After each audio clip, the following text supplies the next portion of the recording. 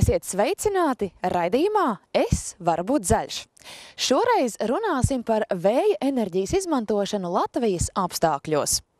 Cik daudz no kopējā elektroenerģijas daudzuma mēs iegūstam tieši šādā veidā?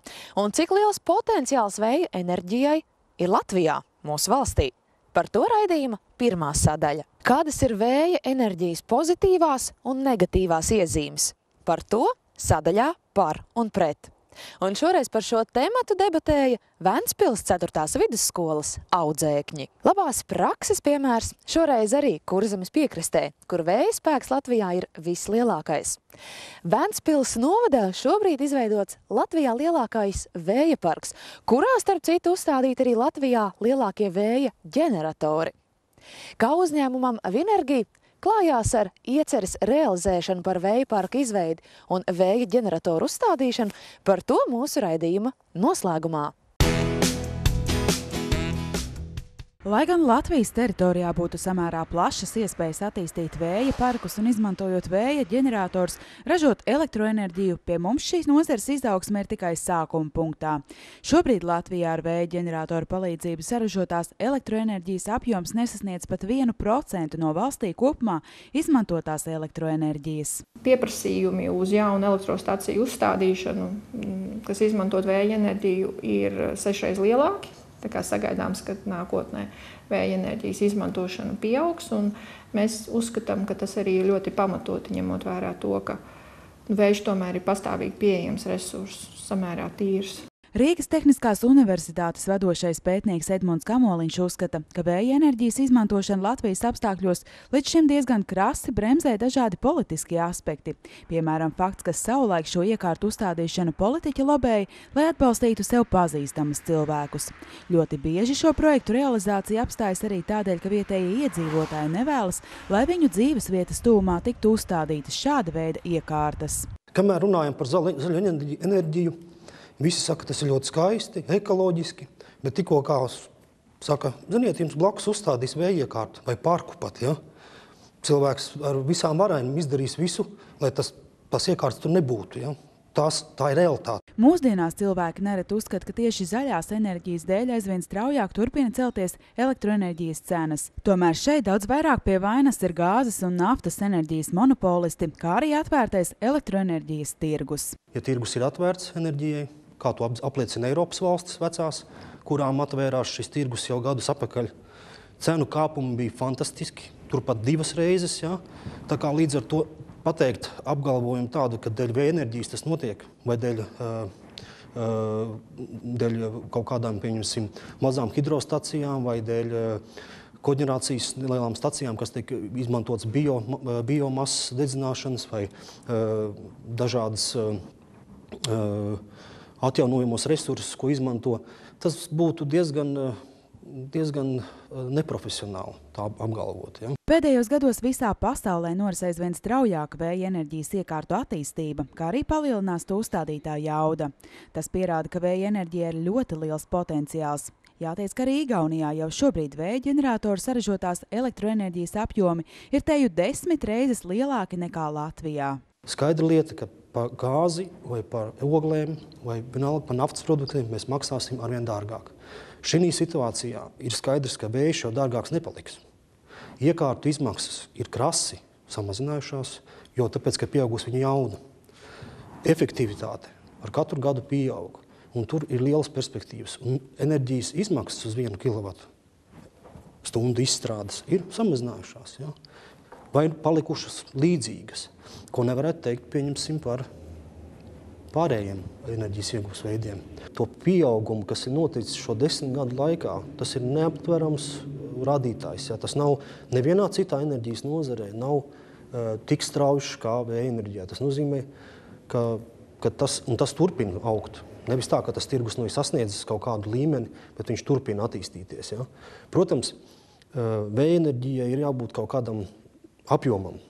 Viņš principā nedrīkst būt bezgalīgs. Ja? Ja tagad mēs visu Latviju noliksim ar vēja iekārtām, tas, protams, ir absurdi. Ja? Bet, ja vēja enerģija ieņemtu, pieņemsim, situāciju, pieņemsim līdz 5 līdz 10% no kopējā enerģijas apjoma, kas tiek patērēts Latvijā, Tas būtu diezgan liels atspaids. Pašlaik Latvijā kopējā uzstādītā vēja ģeneratoru jauda ir 30 megawatstundas. Pirmā vēja elektrostacija Latvijā darbu sāka 1995. gadā Ainažos. Savukārt 2002. gadā pie Grobiņas tika izveidots vēja ģeneratoru parks, kurā uzstādīti 33 vēja ģeneratori. Šobrīd modernākā vēja elektrostacija darbojas Ventspils novada Tārgales pagastā. Patreiz šī parka jauda ir 20,7 megavati.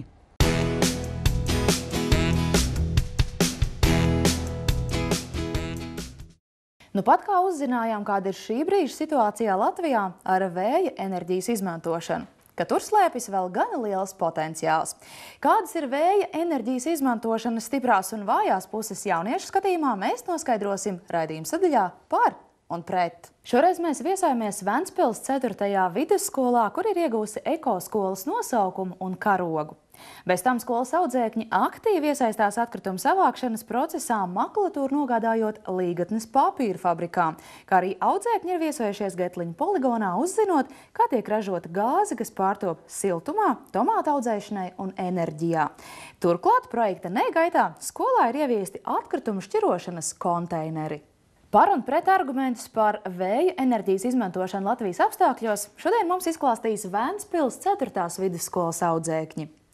Lauris Mednieks, Roberts Tolkačovs, Laura Samorukova, Eleonora Grigāne, Andrejs Zirnis, Armands Aivo Astukēvičs.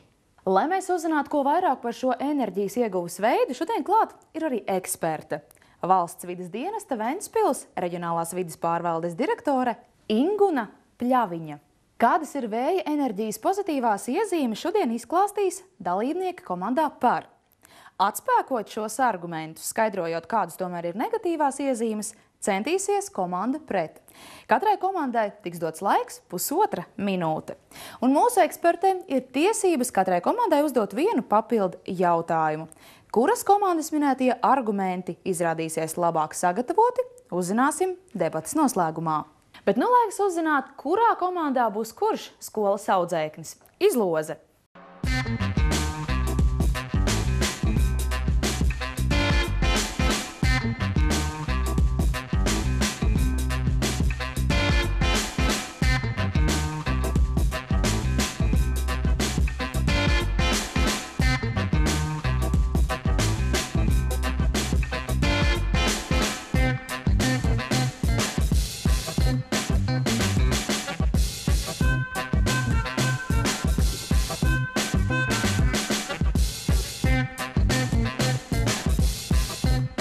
Un par komandā šoreiz piedalīsies Eleonora, Laura un Armands, turpretī pret komandā Lauris, Roberts un Andrejs.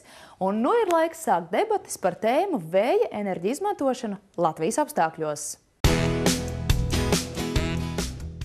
Pirmkārt, vējš ir atjaunojamais enerģijas avots, kurš ir draudzīgs dabai. Un tā kā arī fosīlie resursi jau lēnām sāk iet uz beigām, būtu labāk jau sākt pāreju uz atjaunojamiem resursiem.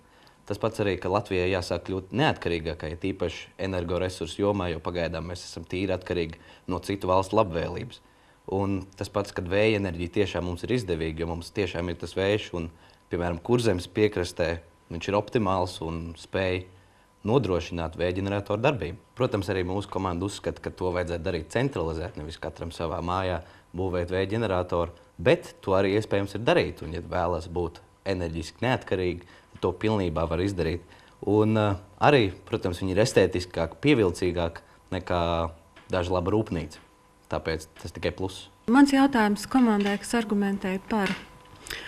Ko jūs varētu teikt par divām situācijām? Vēja elektrostacijas uz sauszemes, vēja elektrostacijas jūrā.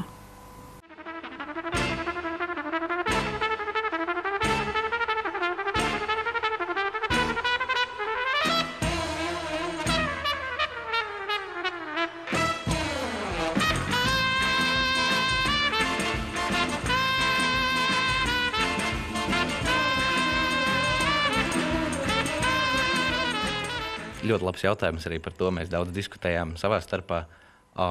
Uzskatu, ka abi varianti ir tiešām labi, bet Es domāju, ka vajadzētu vairāk koncentrēties uz to pielietošanu jūrā, būvēt viņas jūrā, jo tur pirmkārt mums ir ierobežota tā sauszeme, cik mums viņa ir, tik viņas viņa ir, un tur mēs varētu būvēt citas lietas, ka, piemēram, vēja ģeneratori, viņi ļoti labi arī iedarās jūrā, plus vēl tur ir labs ieskrējiens vējam, un tur viņi nevienam netraucē.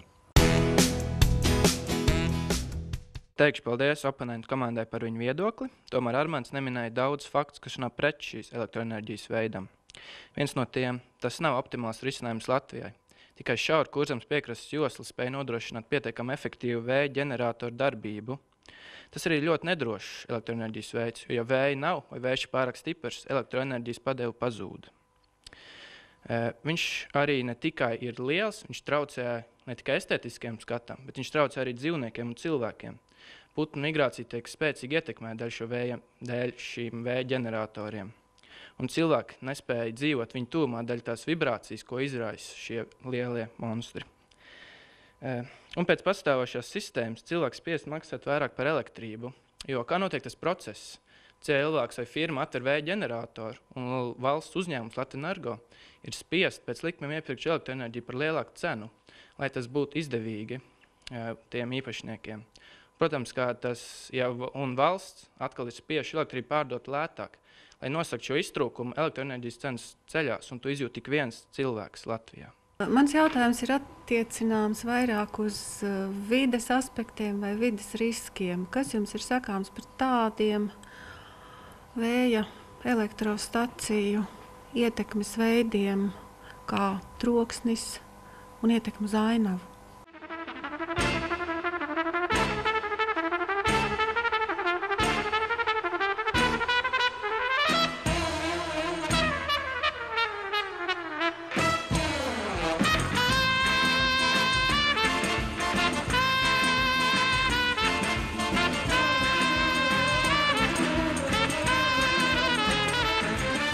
Mēs jau pieminējām ietekmi uz dabu. Vibrācijas, ko rada šie vēja ģeneratori, neļauj dzīvot zemes dzīvniekiem, piemēram, kurmiem, slēkām. Arī meža dzīvnieki sajūt šīs vibrācijas un labprāt uzturas teritorijās, kas nav šo vibrāciju sasniedzamībā. Runājot par estētisko aspektu, liela daļa cilvēku, kurus es arī pazīstu, ir izteikuši iebildumus pret šo vēja ģeneratoru izskatu, jo viņi uzskata, ka viņi neiekļaujas ainavā. Tad tomēr ir cilvēku mākslīgi radīta liela būve, un viņi bojā šo skatu. Pārstāvu reģionālo vides pārvaldi, un mēs esam viena no institūcijām, kas vērtē teritorijas plānojumus, veic ietekmes uz vidi novērtējumus, vismaz sākotnējā stadijā un izsniedz tehniskos noteikumus. Tādēļ ļoti precīzi es varēšu pateikt par vides aspektiem.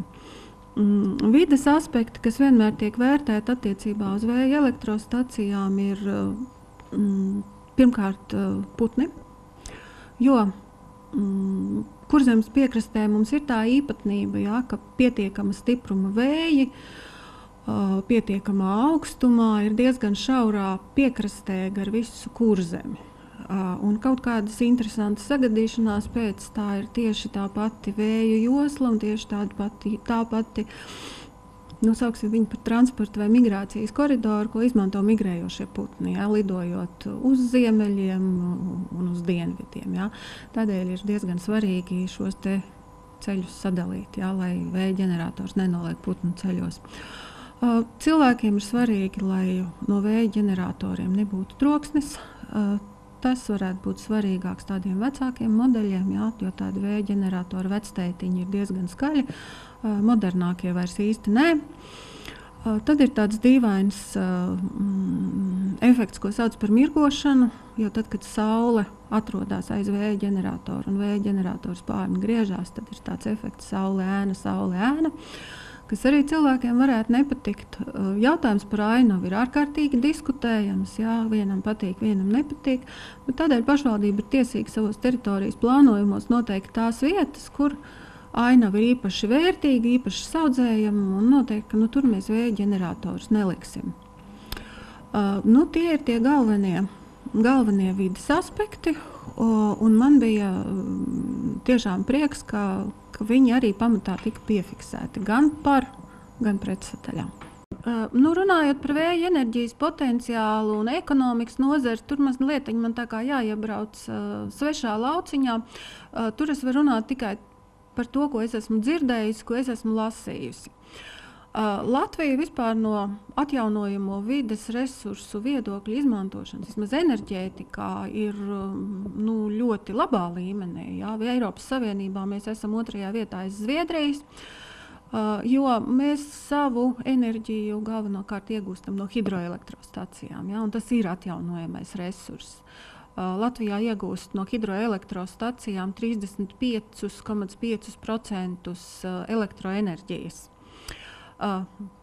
Vēja elektroenerģija, kā jau teicu, viņi ir optimāli un aktuāli Kurzemes piekrastē, tiesa arī jūrā. Jā, un jūrā tas potenciāls ir daudz lielāks nekā uz sauszemes.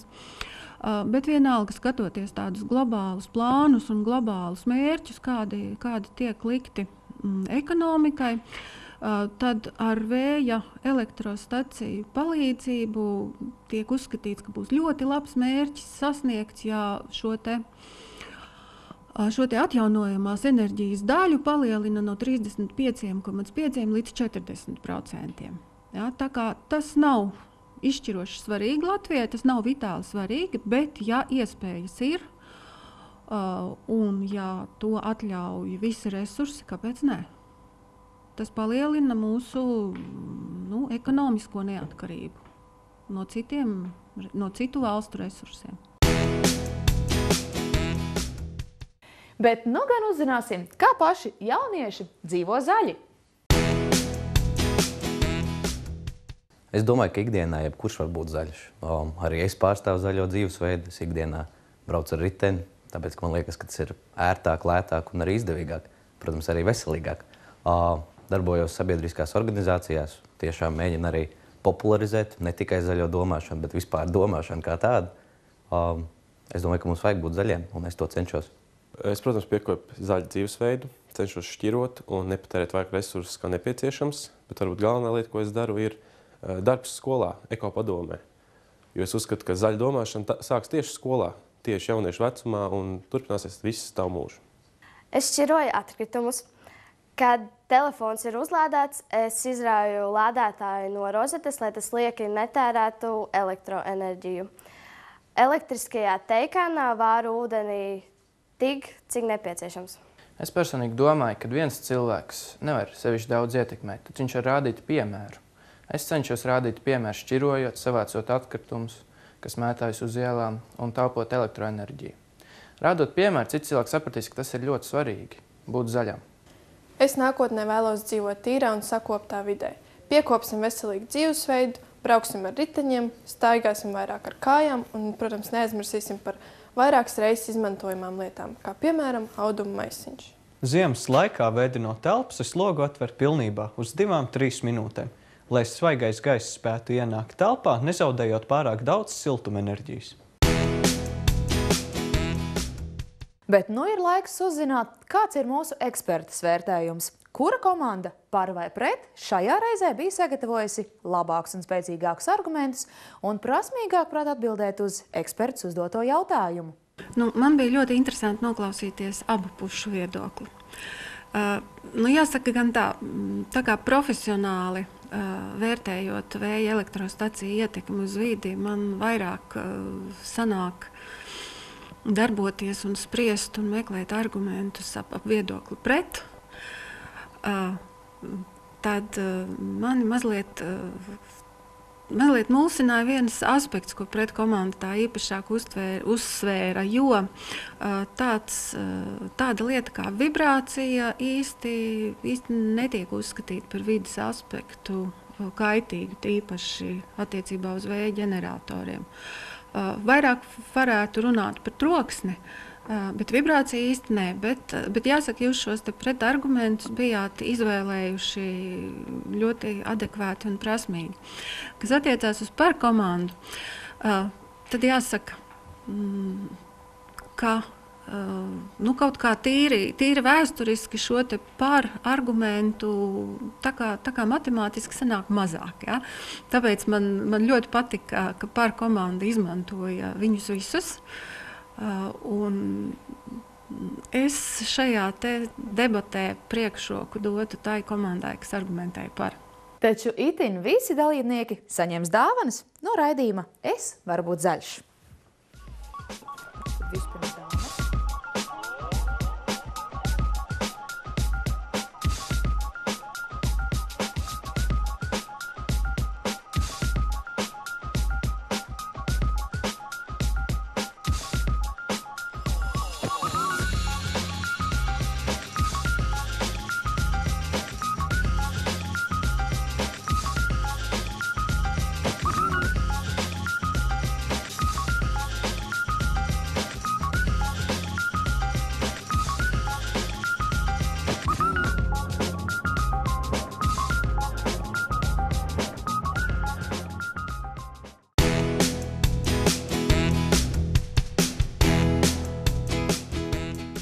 Ventspils novada Tārgalas pagastā šobrīd atrodas Latvijā lielākais un modernākais vēja parks. Savu darbību tas saistā, ka 2012. gada aprīlī, tomēr darbu pie šī projekta realizācijas uzņēmums Vinergi aizsāka jau 2009. gadā. Krietnu laiku prasīja dažādu dokumentu sagatavošana, kā arī uzņēmumam bija nepieciešams veikt vairākus pētījumus, lai noskaidrotu, kā vēja parka darbība ietekmēs apkārtējo vidi, putnus un tuvējo māju iedzīvotājus. Pats lielākais, apjomīgākais darbs bija šī 110 kV apakšstacijas izbūve Pope 2, lai vispār spētu uzņemt šo visu jaudu. Jo vispār projekts ir paredzēts uz 55 megavatiem. Pagaidām ir realizēta pirmā kārta, kad ir uzstādītas šīs 9 Siemens vēja elektrostacijas, katra 2,3 megavatu jaudu, un tātad patreiz parka kopējā jauda ir 20,7 megavati. Netālu no Ventspils uzstādītie vēja ģeneratori šobrīd ir lielākie Latvijā. To augstums ir 90 metri, savukārt rotora diametrs sasniedz 101 metru. Pat laban vēja parkā saražotās elektroenerģijas daudzums spēj nodrošināt ar elektrību aptuveni 60 000 klientu. Šeit saražoto enerģiju uzņēmums šobrīd pārdod akciju sabiedrībai Latvenergo. Katru mēnesi vidējais aptuveni saražotais kilovatstundu skaits, labā mēnesī, kas labākie mēneši ir rudens mēneši, ir apmēram 4 miljoni kilovatstundas. Projekta realizētāji uzsver, izvēlētais Latvijas reģions ir ļoti piemērots šādu projektu īstenošanai. Vēja ģeneratoru darbības rezultātā iegūtā elektroenerģija ir dabai draudzīga un ļauj mazināt atkarību no dabas gāzes un naftas enerģijas monopolistiem. Uzņēmumu pārstāvi nosauc vēl vairākus plusus šādā veidā iegūtai enerģijai. Galvenais, ko mēs pozicionējam, ir šī dabas nepiesārņošana. Tāpat valstī tie ir nodokļi, tie ir papildus darba vietas zemju īpašniekiem, viņi var iznomāt savas zemes. Tomēr, lai šādi projekti Latvijā varētu sekmīgi attīstīties, traucē nesakārtotā likumdošana. Nepieciešams veikt izmaiņas atjaunojamās enerģijas likumā, kas noteiktu vienotu iepirkuma cenas noteikšanas metodi, kā arī regulētu tirgu. Neziņa par nākotni kavē arī uzņēmumu Vinergi attīstību un projekta 2. un 3. kārtas realizāciju, kuru ietveros šajā vietā kopumā paredzēts uzstādīt vēl 12 vēja ģeneratorus. Mums ir plānota 2. kārta, vēl 7 ģeneratori blakus šeit Popē, bet, kā jau es teicu, viss ir atkarīgs tikai no tā, vai mēs redzēsim, vai mēs ar savu ideju, būtībā ar gatavu jau projektu, atradīsim, spēsim piesaistīt finansu līdzekļus, jo saprotams, ka tās ir ļoti lielas izmaksas un ir vajadzīgas gan bankas garantijas vai investori, bet visus, protams, interesē redzēt, cik ātri mēs spēsim, cik ieguldītā nauda ātri tiks atpelnīta. Uzņēmumu veiktie pētījumi liecina, ka šādus projektus sekmīgi varētu attīstīt gar visu Baltijas jūras piekrasti, kā arī atsevišķos reģionos Zemgalē un Latgalē. Sakārtojot likumdošanu un vienojoties par pārdomātu iepirkuma cenas noteikšanas metodiku, Latvijas sekmīgi varētu īstenot Eiropas Savienības prasību, kas nosaka, ka līdz 2020. gadam 40% no kopumā patērētās enerģijas jābūt saražotai izmantojot alternatīvos energoresursus.